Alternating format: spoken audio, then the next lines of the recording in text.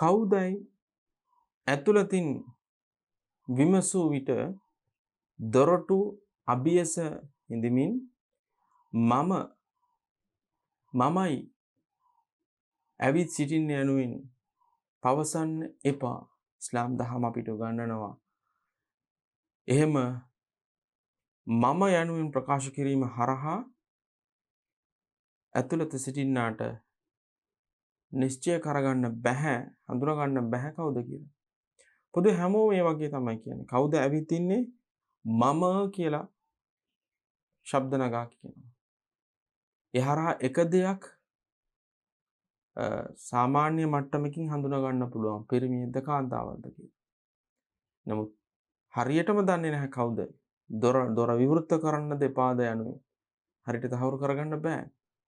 ඒ නිසා ඔබ පැවසිය යුතුයි. ඔබ කවුද? ඔබේ නම, ඔබේ පියාගේ නම ඔබට කියන්න පුළුවන් නම් අසවලාගේ පුතා ඇවිල්ලා ඉන්නවයි කියලා. එහෙම නැත්නම් ඔබේ ඥාතීත්වය කියන්න පුළුවන් නම් ඒක කියන්න. මේ විදිහට දැනුවත් කළ යුතුයි. අනුමතිය පැතීමේ, අවසර පැතීමේ වැදගත්ම අංගයක් හැටියට මේ සඳහන් කරන්නට පුළුවන්.